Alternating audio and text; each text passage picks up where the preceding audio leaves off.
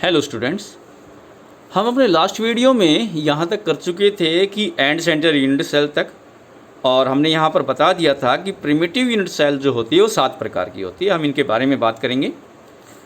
आगे हमारे पास जो टेबल आती है, इस टेबल के अनुसार हमारे यहाँ पर क्रिस्टल सिस्टम का टाइप दे रखा है, उसके पॉसिबल वेरिएशन दे रखे हैं, एक्सियल डिस्टेंस यानी एज ABC के बारे में दे रखा है कि वो बराबर होंगे या नहीं, और उनके तीनों एंगल दे रखे हैं। नहीं, ये पैरामीटर है। देखिए, ये पैरामीटर अलग होंगे तो क्रिस्टल सिस्टम का टाइप बदल जाएगा। हम यहाँ पर 7 प्रकार के क्रिस्टल सिस्टम में बात करेंगे, और वो किस किस रूप में मौजूद होगा। वो प्रिमिटिव में होगा, बॉडी सेंटर में होगा, या फिर फेस सेंटर में पाया जाएगा, कितने प्रकार में पाया जाएगा। तो देखें, हम सबसे पहले बात करते हैं क्यूबिक यूनिट सेल की। जो क्यूबिक यूनिट सेल होता है, उनके गुण क्या होते हैं?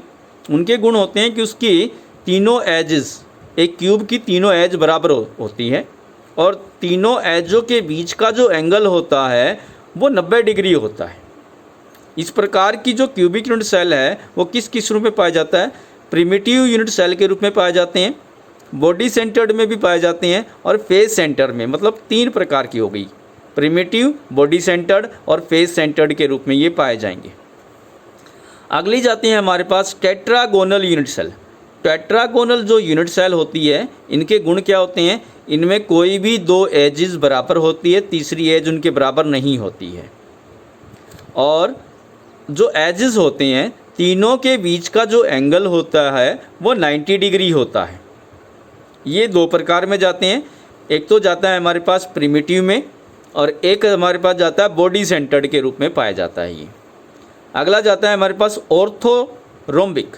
ऑर्थोरोम्बिक यूनिट सेल में तीनों एजेस बराबर नहीं होती है, मतलब A is not equal to B is not equal to C, और यहाँ पर तीनों एजेस के बीच का जो एंगल होता है मगर वो 90 डिग्री के होते हैं। तीनों के तीनों बराबर एंगल होते हैं मगर एजेस बराबर नहीं होती है।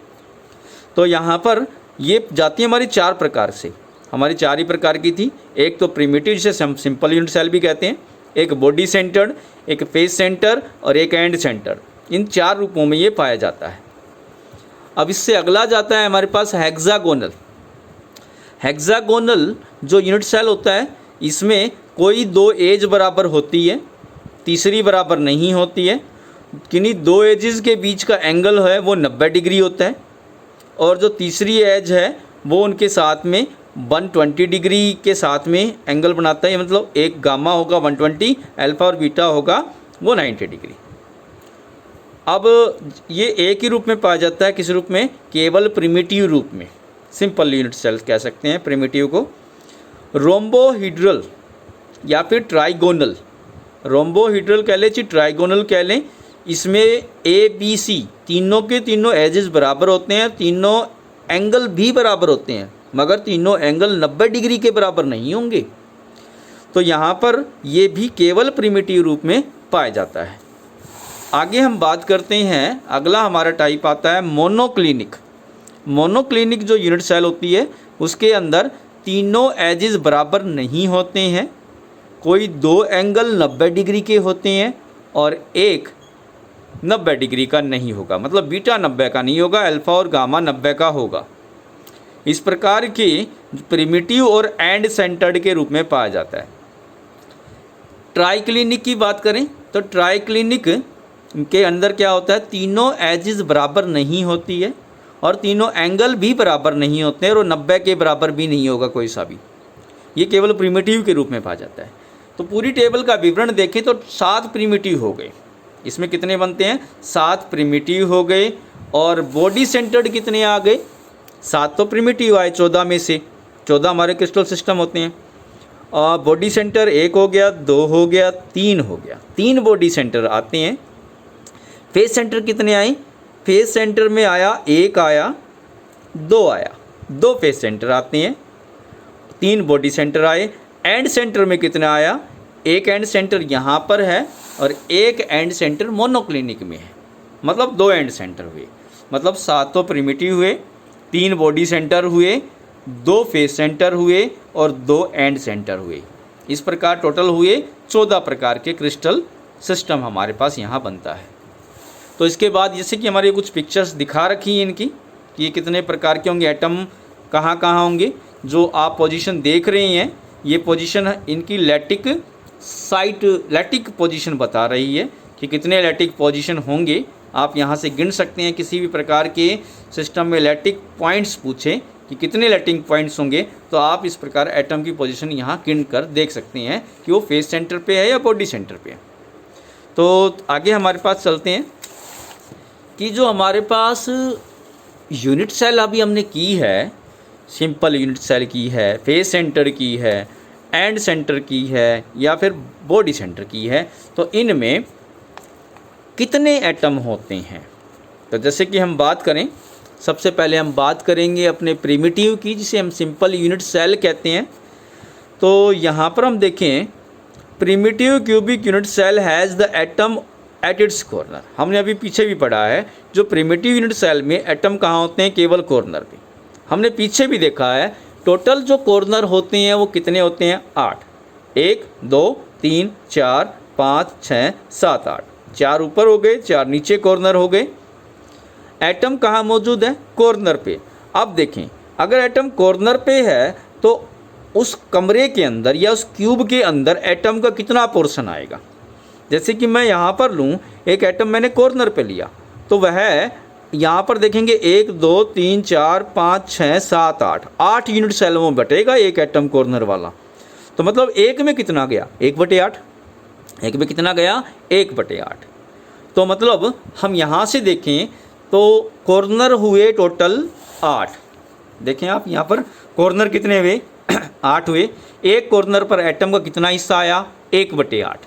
8 गुना में 1/8 हुआ एक एटम। मतलब सिंपल यूनिट सेल में टोटल कितना एटम का हिस्सा आया, पूरे एक एटम का। 8 कॉर्नर पे, लैटिक पॉइंट्स तो हुए 8।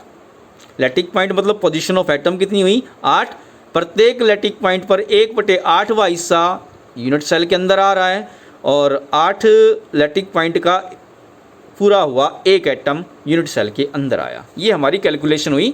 यहाँ से लैटिक पॉइंट्स भी पूछे तो सिंपल यूनिट सेल में 8 लैटिक पॉइंट होते हैं। एटम कितने होते हैं, एटम यहाँ पर होते हैं 1। तो आगे हमारा अगला टाइप हम बात करते हैं body centred cubic unit cell में। अब body centred cubic unit cell में एटम कहाँ कहाँ होंगे, कॉर्नर पर होंगे। 8 कॉर्नर है हमारे और एक बॉडी के सेंटर पे के अंदर होगा।